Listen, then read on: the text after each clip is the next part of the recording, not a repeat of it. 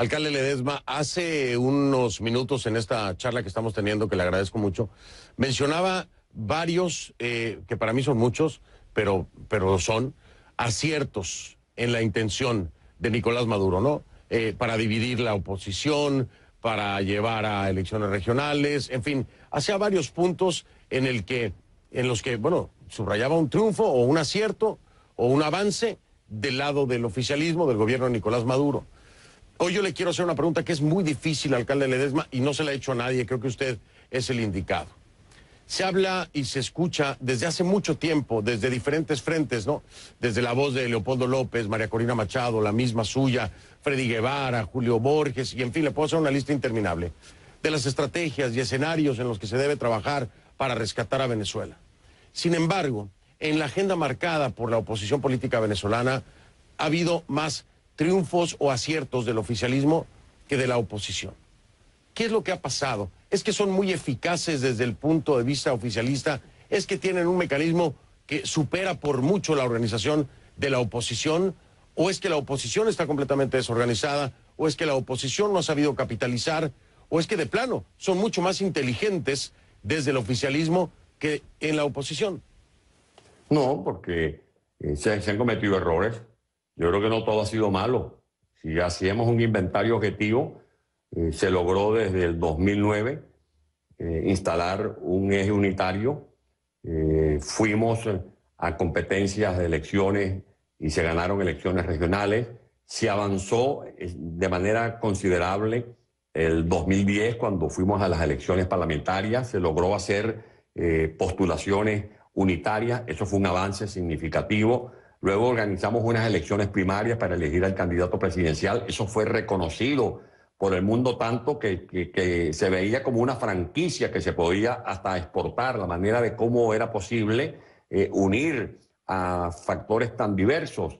Y fue porque en esos casos muchos renunciamos hasta el derecho a tener razón, como me lo aconsejó una vez a mí el expresidente Patricio Aylwin de Chile, que para lograr la unidad, cuando hay una diversidad, una pluralidad, como es el caso de Venezuela, que hay tantos líderes, tantos partidos políticos, para ponerse de acuerdo y para buscar consensos, a veces usted tiene que renunciar a su derecho a tener razón si usted siente que usted es dueño de la verdad o que lo que está defendiendo es la verdad. Ahora, Maduro ha tenido una mala política económica, Maduro ha tenido una mala política monetaria, Maduro ha tenido una mala política comercial, Maduro ha dejado que se sigan robando los dineros del país, pero lo único bueno que ha tenido Maduro en estos últimos meses ha sido la oposición, y eso a mí me duele decirlo. Me duele decirlo porque hay que ver lo que significó la victoria del 2015. Me parece una poca cosa que la unidad haya logrado sacar las 2/3 partes de los diputados. Y mire, Fernando, hay gente que llegó a creerse que es que la gente había votado por el diputado tal. No, la gente a veces no sabía ni siquiera por quién votó en su estado como diputado. ¿Sabe por qué votó la gente? Porque le prometimos que íbamos a producir un cambio de gobierno y no lo hicimos. Ahora, ¿eso es insultar a los líderes de la oposición? No, yo creo que es hablar con sinceridad. Si no hablamos con sinceridad, no nos merecemos que la gente nos vea como líderes, porque el líder tiene que ser un conductor que marque una ruta. Y resulta que pasó el 2016 y no designamos el nuevo Tribunal Supremo de Justicia en el momento en que hemos debido hacerlo. No designamos el nuevo Consejo Nacional Electoral. Eso son fallas de la oposición. Y dejamos pasar como que si en este espacio donde yo estoy hay un elefante, o en su estudio donde usted me está entrevistando hay un elefante, usted se hace el loco como que si no ve el elefante, cuando teníamos allí pautadas legalmente las elecciones de gobernadores en diciembre del 2016 y dejamos que el gobierno pasara por encima de ese derecho. Pero otra cosa más grave, nos dejamos robar el referéndum revocatorio. Eso fue un pecado que cometió la oposición y tenemos que decirlo. Convocamos al pueblo a un plebiscito y el pueblo acudió masivamente.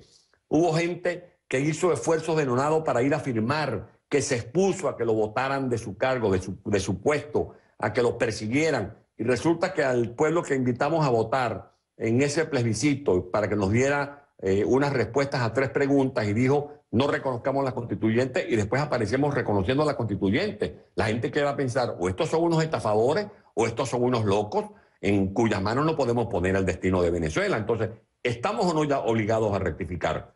Es de humano equivocarse. porque yo también me he equivocado, seguramente, pero yo creo que lo que corresponde es que rectifiquemos.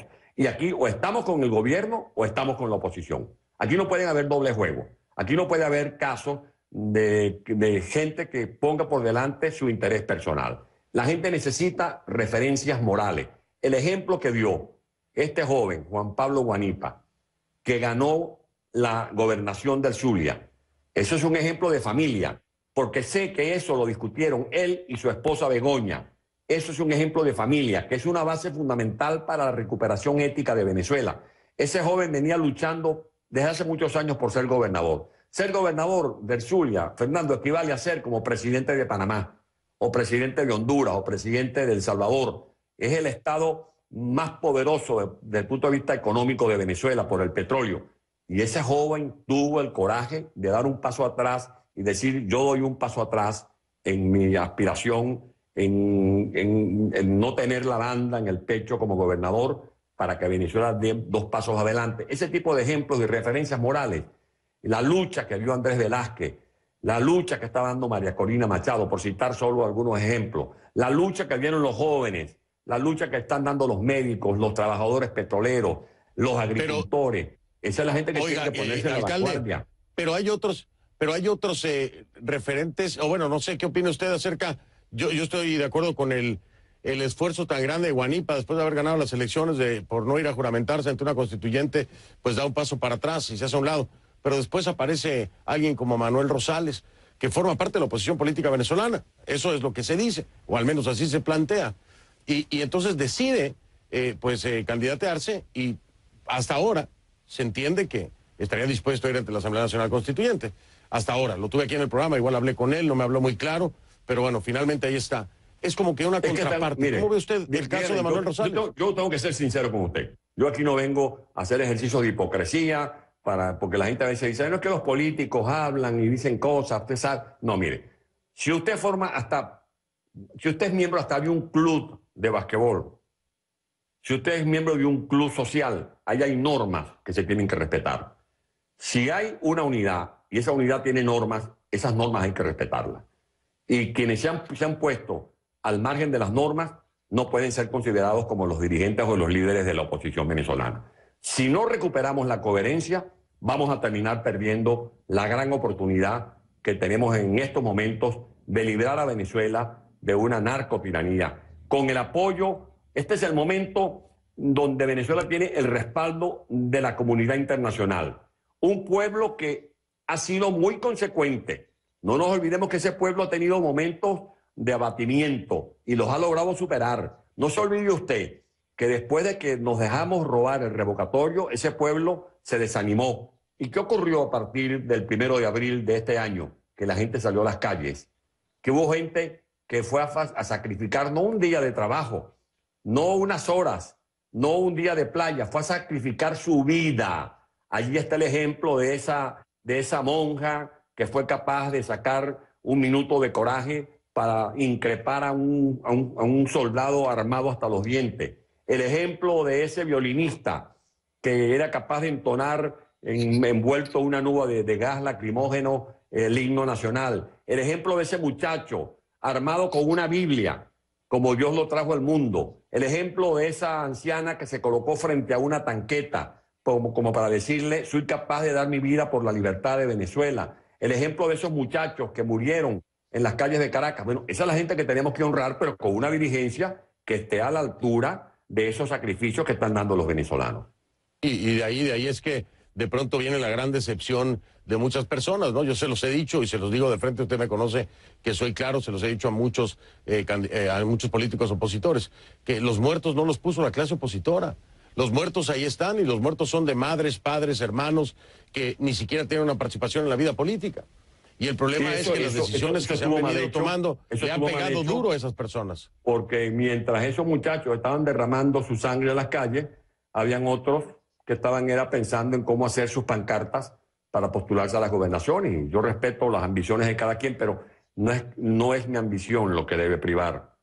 Lo que tiene que prevalecer es salvaguardar el destino que el pueblo ha colocado en nuestras manos. Nosotros convocamos al pueblo a marchar y la gente marchaba.